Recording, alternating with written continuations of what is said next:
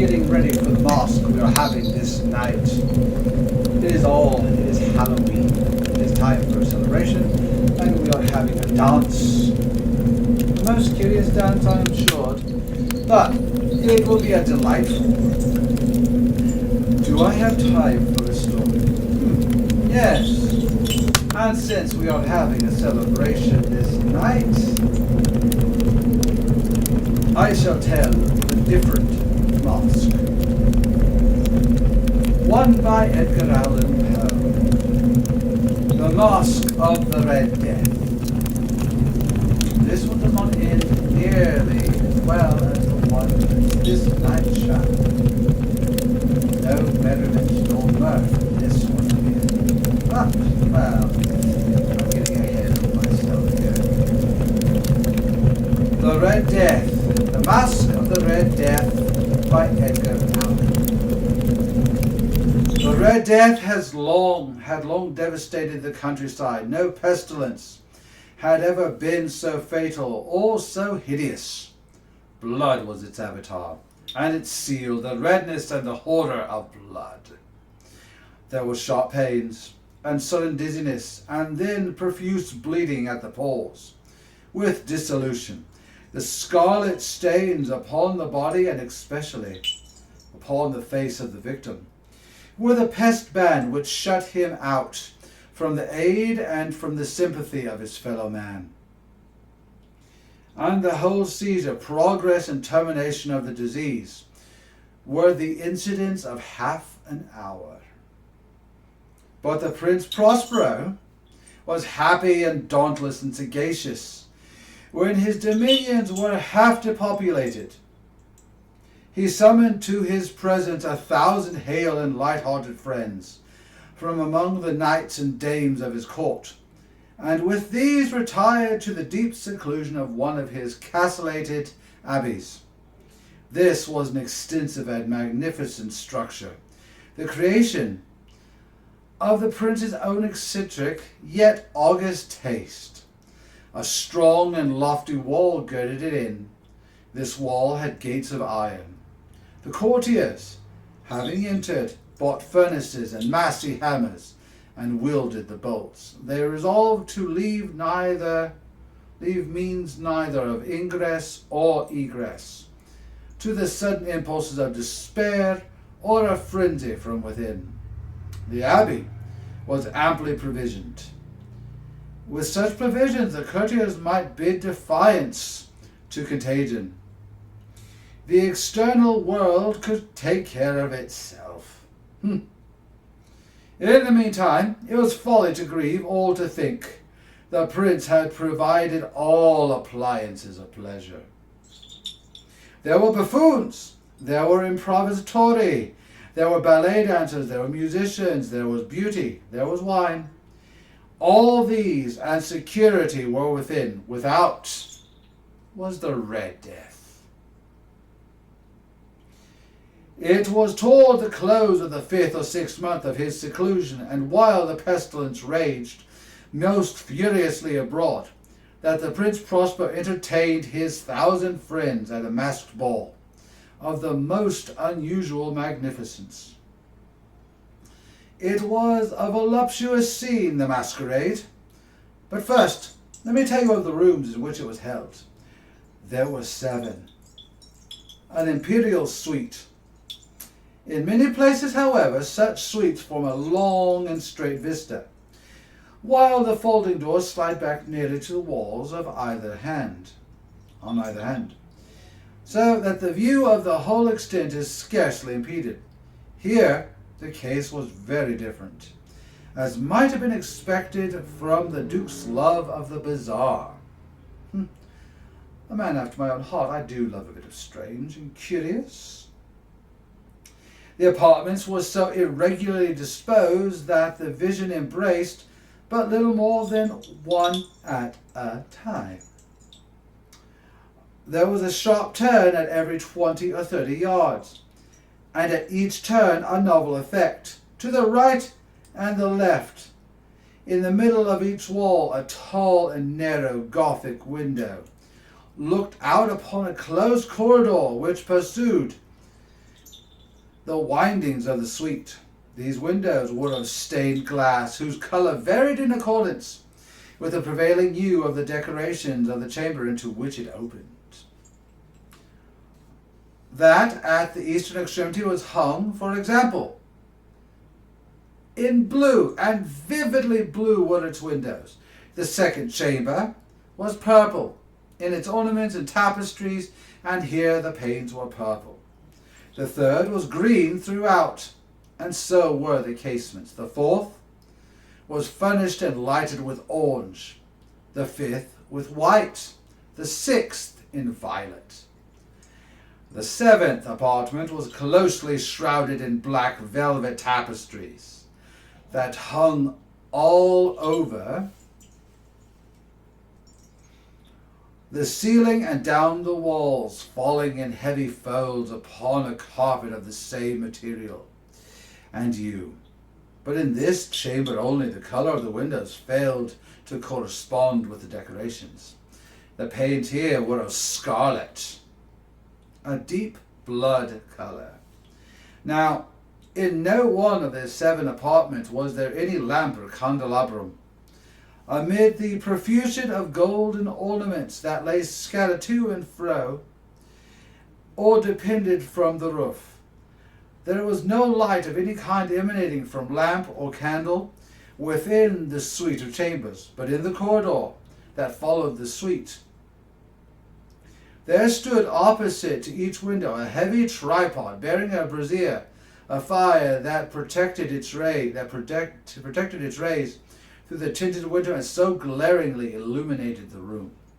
And thus were produced a multitude of gaudy and fantastic appearances. But in the western or black chamber, the effect of the firelight that streamed upon the dark hangings throughout the blood-tinted panes was ghastly in the extreme, and produced so wild a look upon the countenance of those who entered, that there were few of the company bold enough to set foot within its precincts at all.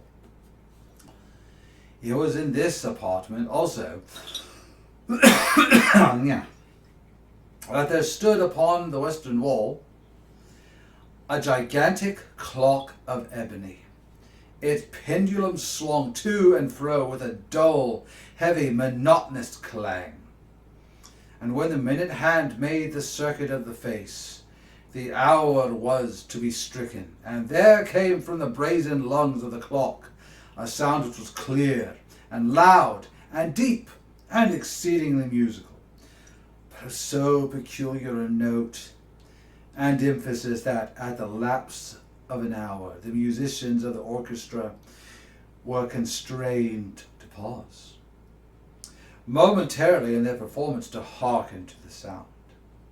And thus the waltzers perforce ceased their evolutions, and there was a brief disconcert of the whole gay company.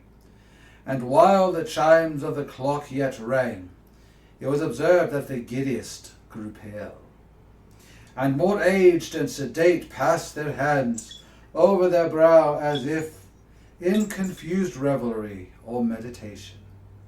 But when the echoes had fully ceased, a light laughter at once pervaded the assembly. The musicians looked at each other and smiled as if their own nervousness and folly, and made them whispering vows, each to each other, that the next chiming of the clock should produce in them no similar emotion. And then, after the lapse of 60 minutes, which embrace 3,600 seconds of the time that flies, there came yet another chiming of the clock, and then with the same disconcert and tremulousness and meditation as before. But in spite of these things, it was a gay and magnificent revel. The taste of the Duke were peculiar. He had a fine eye for colour and effect. He disregarded the decora of mere fashion. His plans were bold and fiery, and his conceptions glowed with barbaric lustre. There are some who would have thought him mad. His followers felt that he was not. It was necessary to hear and see and touch him, to be sure that he was not.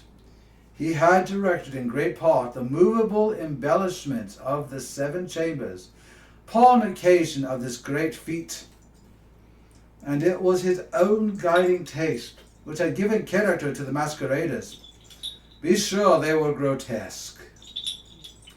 There was much glare and glitter and piquancy and phantasm, much of what had been seen in Hernani.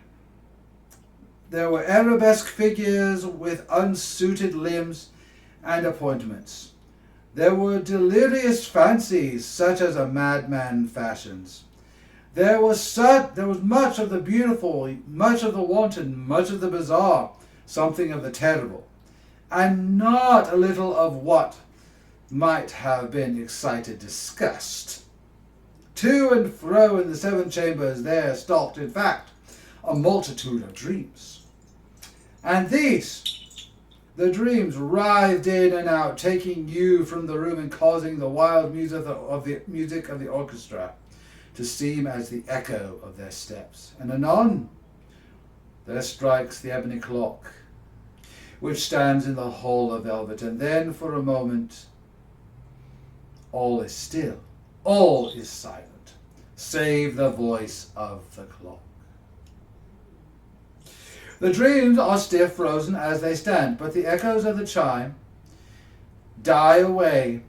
They have endured but an instant, and a light, half-subdued laughter floats after them as they depart. And now again the music swells, and the dreams live and writhe to and fro more merrily than ever, taking you from the many-tinted windows through which they stream the rays of the tripods.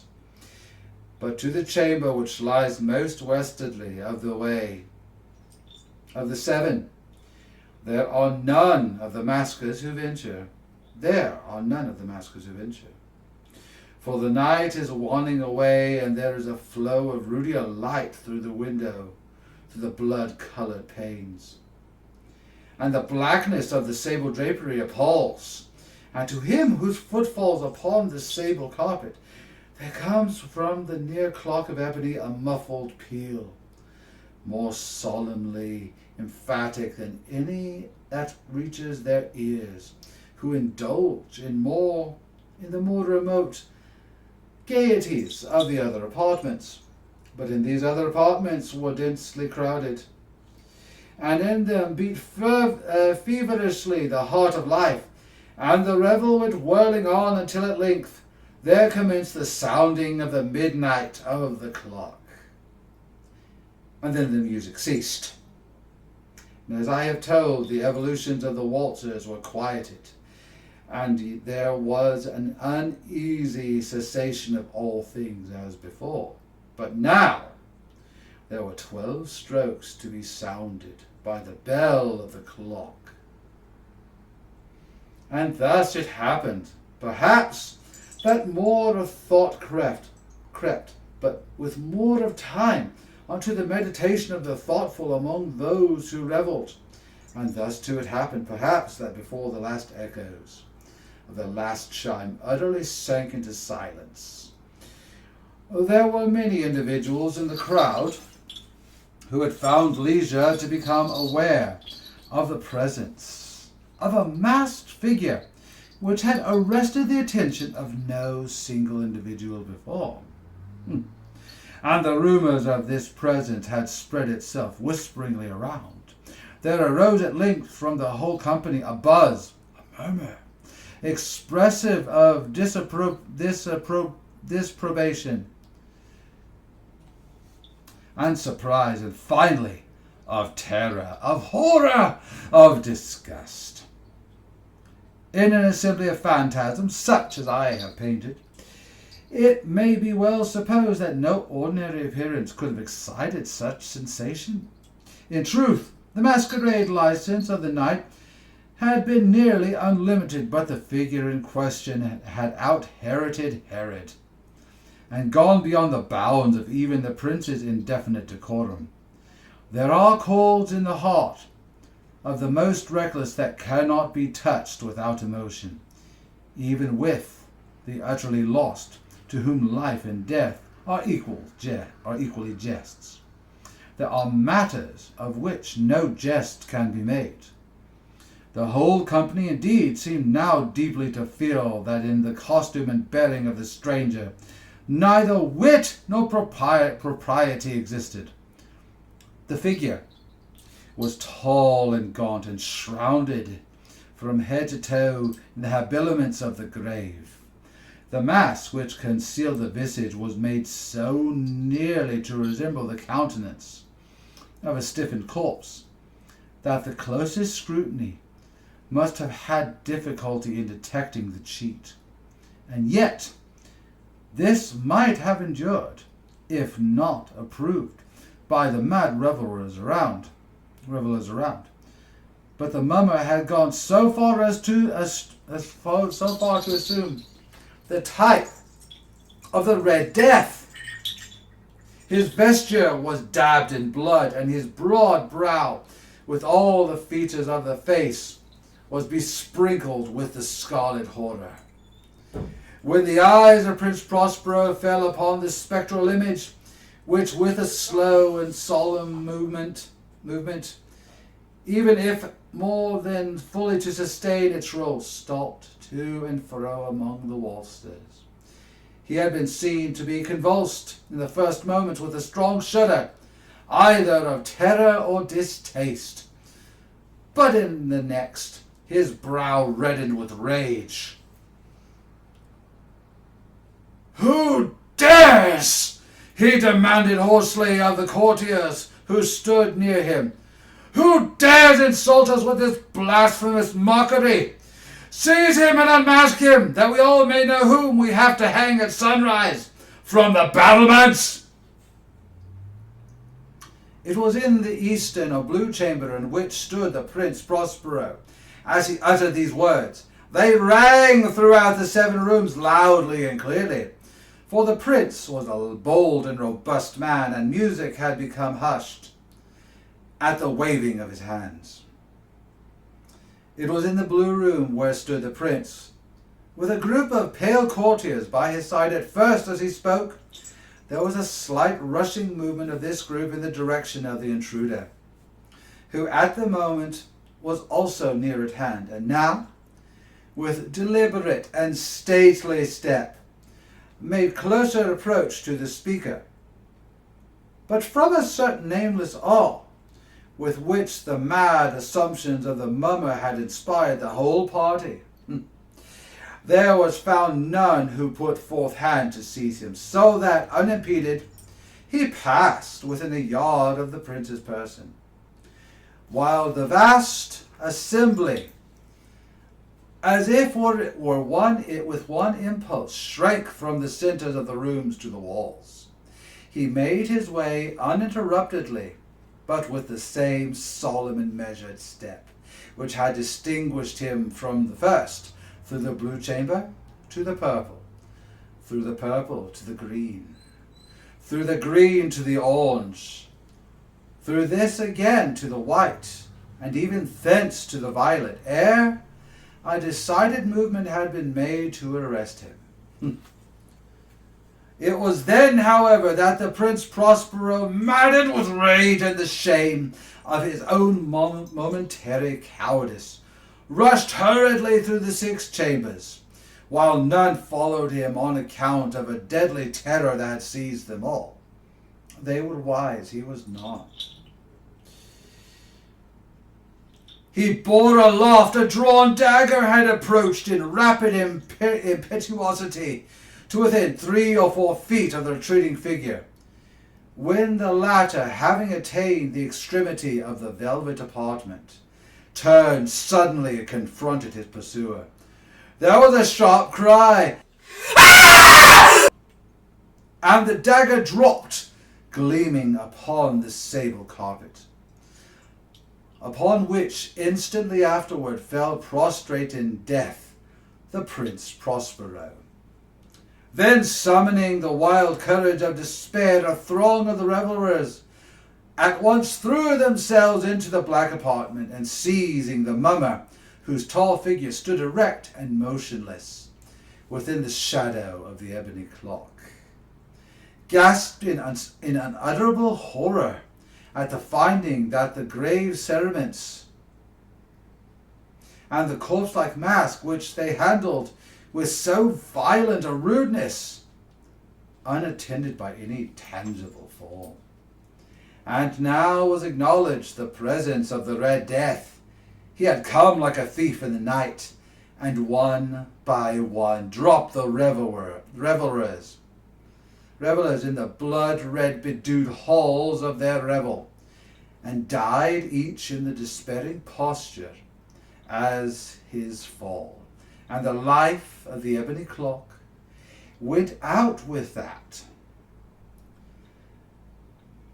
of the last of the gay, and the flames of the tripod expired, and darkness and decay and the Red Death held indomitable domain over all.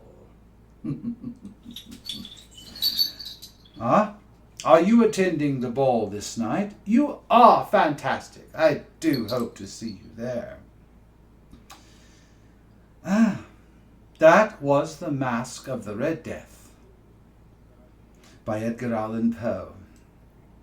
And I rest you assured, there will not be any plague or anything at our ball. Not to say there won't be some guests that are curious in nature and, well, perhaps a bit supernatural. The veil is thin. So, I do hope you enjoy that. One and all, I do wish you, first and foremost, a happy Halloween. May it be full of frights and wonders and delights. And don't eat too much candy.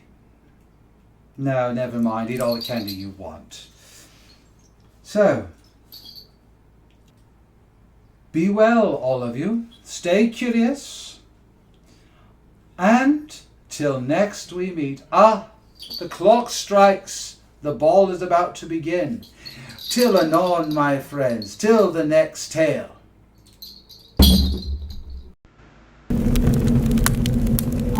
Welcome, travelers. I do hope you enjoyed the story.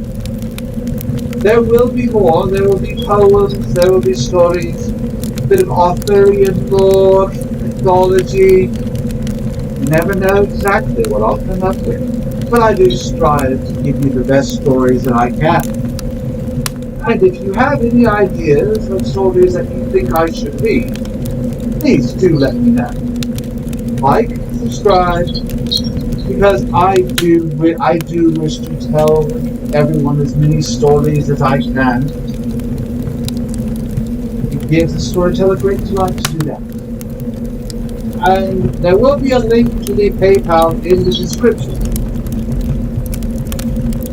So, if you wish to give the storyteller a bit of coin to get supplies and things like that, to get new stories, I would most welcome it. Oh yes, I am starting out with just my voice. But when the time comes, you shall see me. And I do look forward to that. But that must wait for a May report.